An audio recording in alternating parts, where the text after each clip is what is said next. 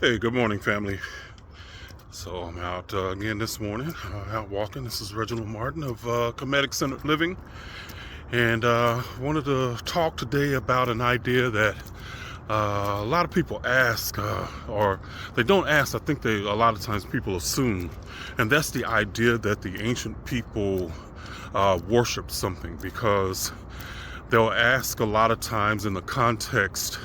And I know that they're coming from a religious perspective because of how a lot of times how the question is asked, or, what did the ancient people worship and stuff like that. And the assumption is that the ancient Egyptians and the ancient Egyptians, I want to say too, are connected to ancient African spiritual systems. So a lot of what became the ancient Egyptian knowledge that became part of Christianity actually flowed up the Nile River from interior Africa. So the ancient Egyptians, the knowledge that they had, the foundation of it was even older ancient African spiritual systems, okay? So they shared a lot of the philosophy. So the idea that so I'm saying that to say that ancient Egypt, in a sense, is a mouthpiece for the ancient African spiritual systems, because a lot of people assume that ancient Africans worship animals and stuff like that, but that's because they're looking at it from a religious and Western belief system, and that belief system is based on the idea that the God or deity is outside them, okay? And that's the opposite of how the ancients viewed it, okay? So even the ancient Egyptian and Kemetic spiritual system didn't see it that way. So that's how a lot of people can believe that the ancient Egyptians were like worshiping the sun. And that couldn't be further from the truth, because how they saw nature was that, one, all of nature is a unity and all of nature is connected, okay? And in the Kemetic spiritual system, mankind or humankind becomes the ultimate representation of a much broader idea of what nature is, okay? So for them, it was the idea that everything in nature actually arose from a metaphysical existence, something that was non-physical, okay? So a way that I can kind of have you think about this is the difference between the mind and the brain, okay? The mind is the metaphysical projection of, let me put this another way. The mind is the brain at its opposite, or the mind is metaphysical and the brain is physical. They're the same things, but they're two different aspects of each other.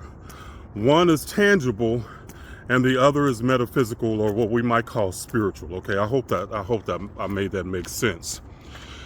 But out of the metaphysical is where the physical comes, and I'm going to make this practical here in a minute. I'm just trying to help you understand the philosophical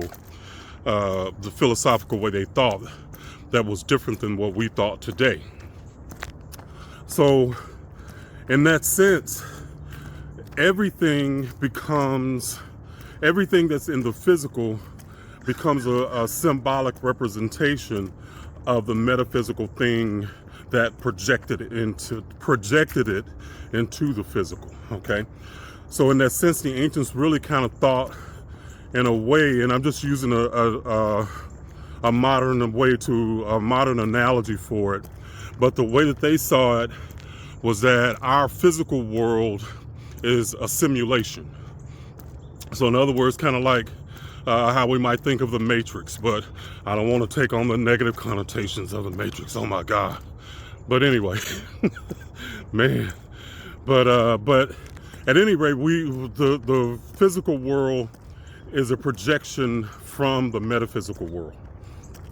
So when we're talking about the difference between worship and their idea of invocation, we're talking about two different ways of looking at how to access the all, or the creator. Okay, worship is a belief that the creator, God, whatever you want to call it, is something outside of you. Okay, it's kind of like the idea of you can see a star and you can think that, the star is beautiful, you can have reverence for it, blah blah blah, but that star is outside of you. Okay, and the ancients invoked something, and how they thought about that is we are the ultimate expression of the universe, and everything is within us. Everything that is a part of the universe is a part of us as the ultimate expression of it. Nothing is outside of us. We are the extension of it. So to invoke something, or to invoke the power of something, you simply tap into and align with that thing. Okay. So for instance, and I've used this before, it's like you want to you want to get this job. Okay.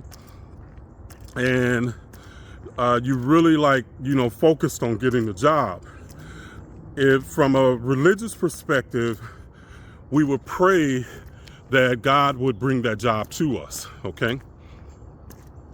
From the ancient perspective, we simply had to align vibrationally with the thing that we wanted, with that particular job. And the way that we would do that is using our imagination to visualize, to basically see yourself in that position, different things. Okay, so it is an internal process rather than hoping that something is gifted to you. Okay, that's a different way that the ancients look at it. So there's the difference between invoking and worshiping. Okay, worship is external. Invoking is recognizing your internal connection to it. And that goes back to the beginning and what I was saying, that the ancients looked at us as we are all a part of nature.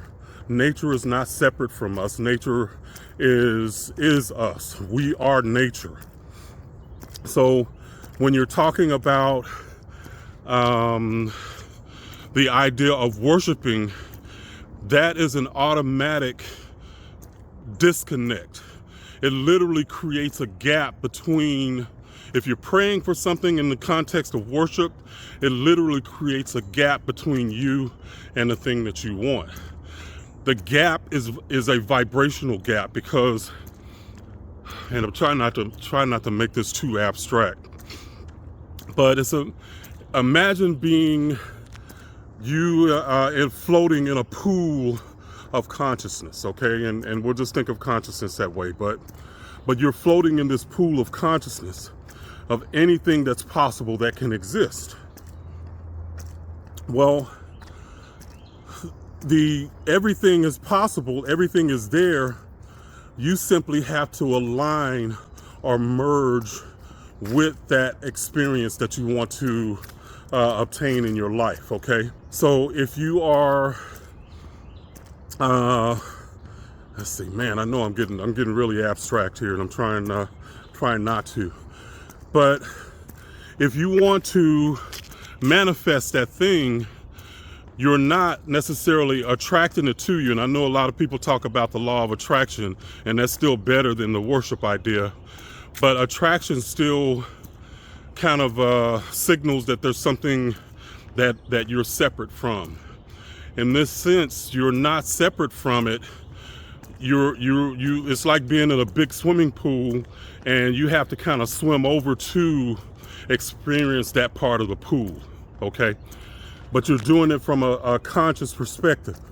And this is the idea again, that everything that we are is vibrationally connected.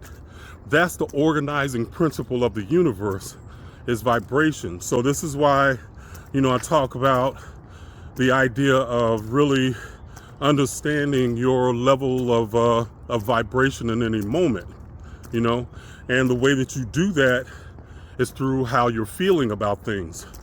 Your emotions become your emotions become a metaphor, in a sense, for the idea of vibration, okay? It's the idea of you setting like a tone that you're resonating with, if that makes sense, okay? So, and it's kind of like, have you ever, like, been in a situation where you needed courage? And, back in the day, you would pray, God, smite my enemy, take care of this for me, blah, blah, blah. But from a comedic perspective, you're saying, hey, the courage is in me. I just need to bring up that vibration. I need to connect to that vibration. That's what invoking is. Okay, that's a difference between the worship idea and invoking. Okay, so but that's really how most ancient spiritual systems, whether they were African, whether they were the Kemetic system, Buddhism, Hinduism, these ancient systems, they didn't see themselves separate from creation, okay? We are an extension. Everything is an extension of creation. And as humankind, we are the ultimate representation of creation. Everything that is possible in creation, we are essentially a seed, okay? That's another way to look at it. The seed is filled with potential, okay?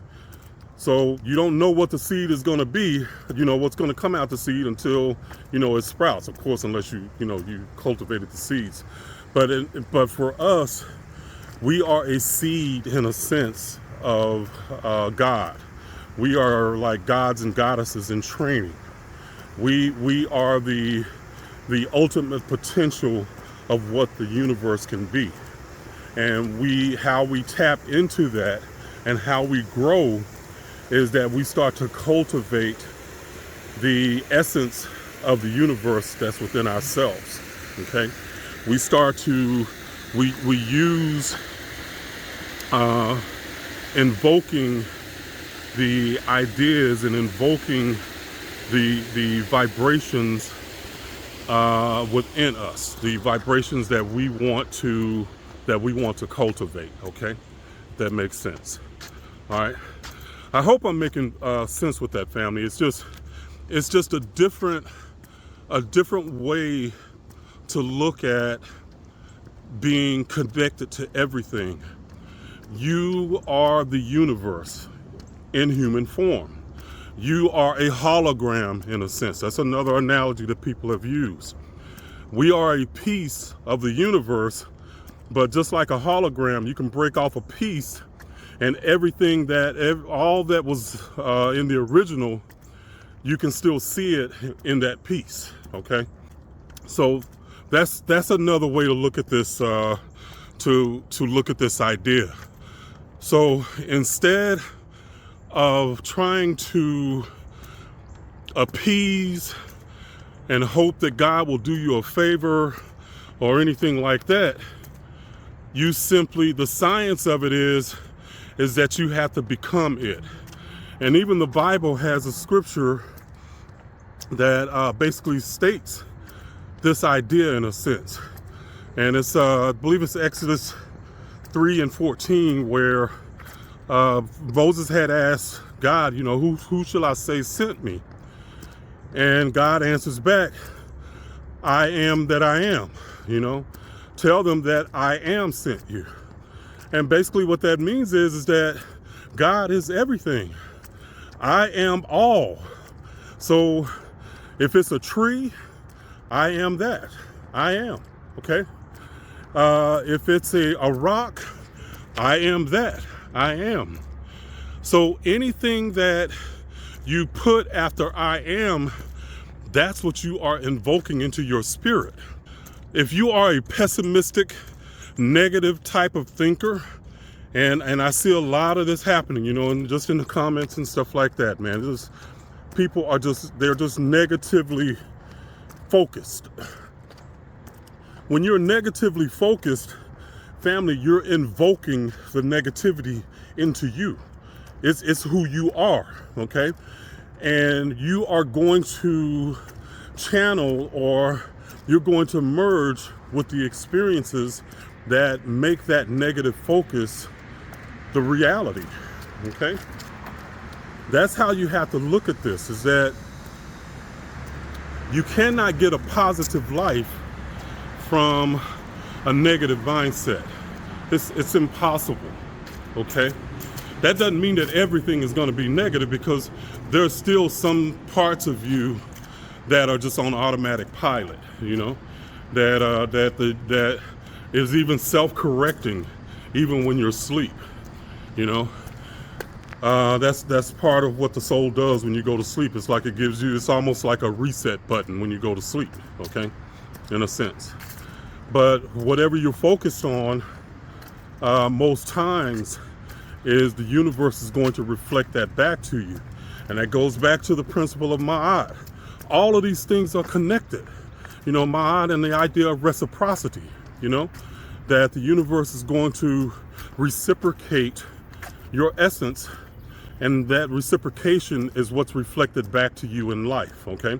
So if you're constantly focused on negative, you can't even see the positive possibilities because you're focused on the negative, okay? You have to shift that, all right? So at any rate, that's the difference between invoking and worship. Invoking is from an internal perspective. It's an internal locus of control.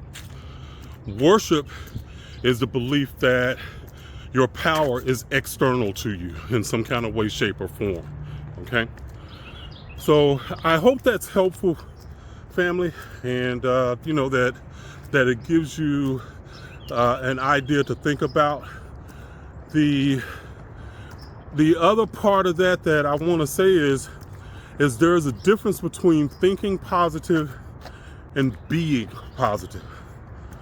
I am positive and I think positive are two different things, because the I am is who you are being. I am focused on, and it's not even focusing on positive things, it's just staying focused on what you truly desire, okay? So a difference between thinking positive and being positive is that if you want the thing, or you desire the thing and you think about it, but there's often times when you get locked in on the negative, okay? But when you understand the science of this idea, you become positive. Not a Pollyanna, pie in the sky type of thinker. It's just the idea that you stay focused on what you desire. That's being positive, okay? All right, family. Well, I'm going to go ahead and continue on my walk. I hope this was helpful in some kind of way. And y'all have an amazing day, okay? All right, Reginald Martin, out.